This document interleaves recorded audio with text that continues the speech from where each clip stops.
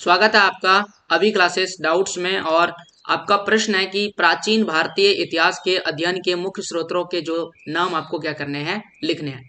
तो प्राचीन भारतीय इतिहास के क्या सबूत हैं, इसके लिए क्या क्या चीजें हमें प्राप्त है। तो प्राचीन भारतीय इतिहास की जानकारी के मुख्य स्रोत जो है वो निम्नलिखित है।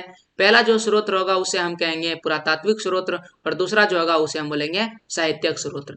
अगर पुरातात्विक स्रोत की बात करें तो प्राचीन भारतीय अध्ययन के लिए पुरातात्विक सामग्री सर्वाधिक प्रामाणिक है। इसके अंतर्गत अभिलेख आते हैं, सिक्के आते हैं, स्मारक मतलब भवन वगैरह, ये सारे चीज इसमें जो मूर्तियां आती है, चित्रकला आता है, ये सारी चीजें किसमें आता है, पुरातात्विक स्रोत यानी वस्तु की बात की जाती है। साहित्यिक स्रोत में किताब वगैरह आता है। इसके दो प्रकार हैं, एक होता है धार्मिक, दूसरा होता है धर्म से जो गैर धार्मिक किताबें होती है, जिसको लौकिक साहित्य भी कहते हैं। तो धार्मिक साहित्य की अगर हम बात करें तो धार्मिक साहित्य में ब्राह्मण तथा ब्रह्मोत्तर ग्रंथ की चर्चा की जाती है, जिसमें कि उपनिषद, वेद, रामायण, महाभारत, पुराण, ये सारे ग्रंथ आते हैं। गैर धार्मिक ग्रंथ की अगर हम बात करें तो कई सारे लोगों की जीवनियां, जैसे कि हम बात करें अकबर नामा, तो ये अकबर से जुड़ा हुआ है।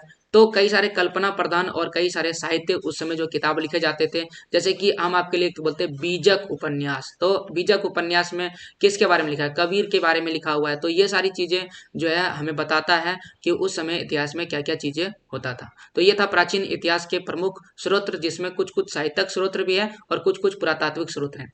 जैसे कि सिंधु घाटी सभ्यता की अगर हम बात करें, सिंधु घाटी सभ्यता ये क्या प्राचीन भारतीय इतिहास है, लेकिन इसके जानकारी के लिए हमें किसी भी तरह के साहित्यिक स्रोत नहीं मिला, यानी किताब वगैरह नहीं मिला। तो हमें क्या मिला, हमें मिला पुरातात्विक स्रोत।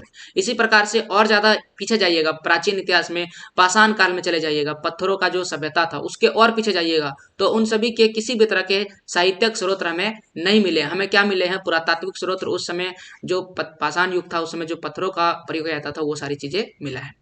तो ये था आपके सवाल का जवाब, और ये जो पूरा प्रश्न था का जवाब है। और जैसे अगर आपसे ये 4 या 3 नंबर के लिए पूछा जाएगा तो आप आसानी से इसे लिख सकते हैं।